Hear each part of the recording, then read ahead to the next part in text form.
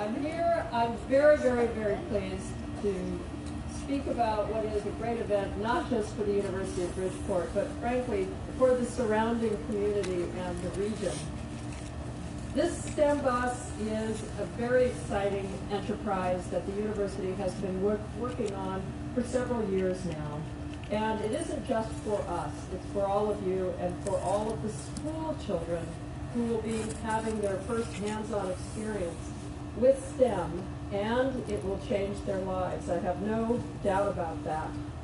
An education that engages the world through science, technology, engineering, and mathematics enables young people to ask the kinds of questions that not only connect our shared humanity, but understand the infinite possibilities of tomorrow. And as we all know, our students will be pursuing careers that have not yet been invented. And it's our responsibility to make sure that they are well prepared to encounter whatever opportunities life presents for them. The STEM bus is an example of how the University of Bridgeport is helping students in our local and regional areas to engage the world in new and exciting ways. It's the brainchild of Tarek Sobh, Executive Vice President and Dean of the College of Engineering, Business, and Education, and the brightest star in my galaxy.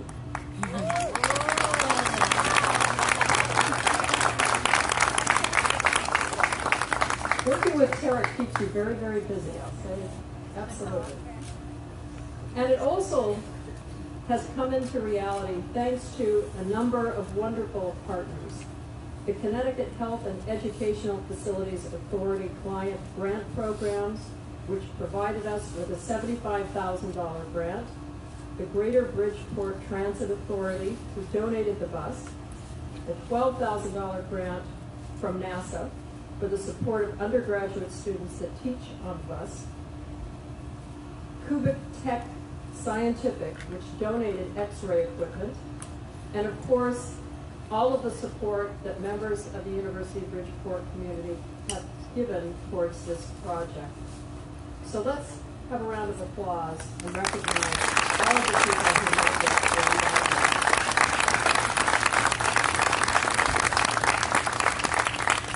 Endeavors like the STEM bus demonstrate the powerful role that universities like the University of Bridgeport play in the creation of knowledge that drives innovation and benefits society. One of my favorite journalists and chefs, Anthony Bourdain, when he visited Antarctica, ruminated about the importance of science and technology in our lives. And he said, we're asking basic questions about the fundamental nature of matter, time, and space. Surely it was people asking those kinds of questions that led directly to the technologies that we take for granted now. I've always thought of this basic research, trying to understand the universe, is one of the most hopeful things that humans can do. And that is exactly what we do every single day here at the University of Bridgeport. And it gives me great pleasure to invite Dr. Sobh to the stand to make remarks. Thank you.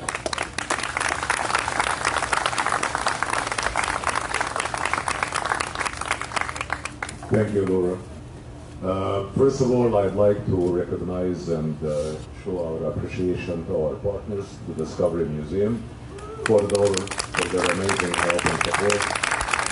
We have been partners for at least 15 years now. I remember my very first board membership when I moved to the state of Connecticut in 1996 was with the Discovery Museum. We're very grateful for the support. I'd like to also acknowledge the amazing work and help of Dr. Ruba Deep, who actually helped write the initial grant, and Dr. Christine Hampers, who has been behind most of the activities related to the work in this particular project. And also Julie Demers, our support administrator in the actual project research. As the President so eloquently said, we are preparing students for jobs that don't even have a title yet. And this is just the one tiny little step towards making sure that our students in the state of Connecticut in the K-12 system are eminently prepared in science, engineering, technology, and math in an amazing interdisciplinary, innovative, and creative fashion. Thank you all for coming today, and I'd like to invite our Discovery Museum partners to say a word. Thank you.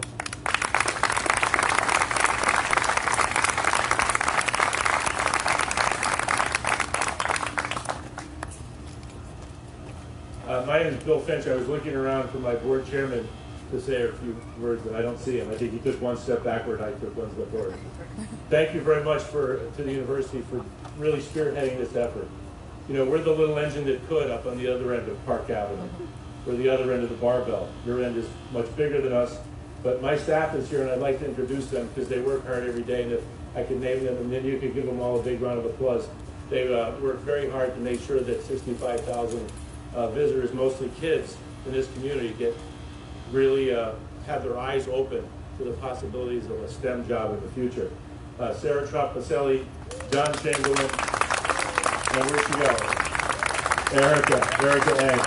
And my board member, Jamie Pallas, is here.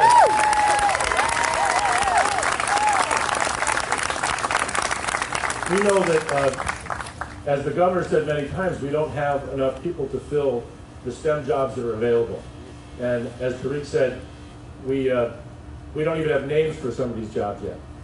But we also know that we have a challenge when it comes to women in STEM, and I'm so happy to see the university doing such a great job with women in STEM.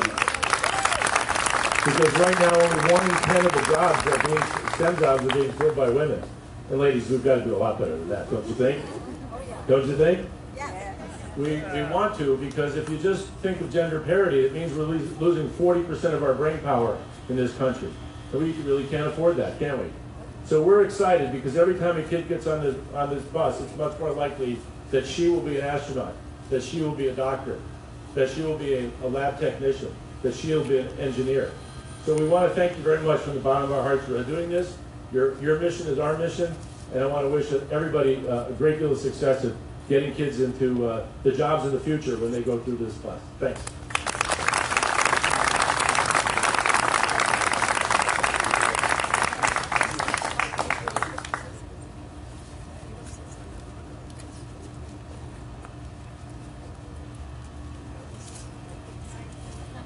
So now we do the official deed of cutting the ribbon.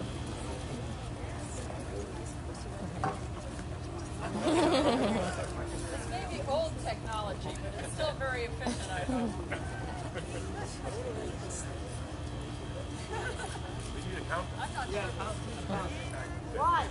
One, 2, 3. There we go.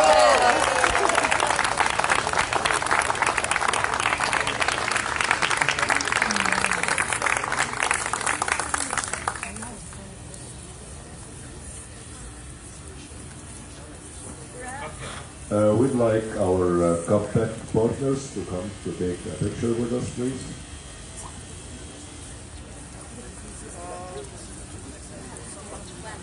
Yes.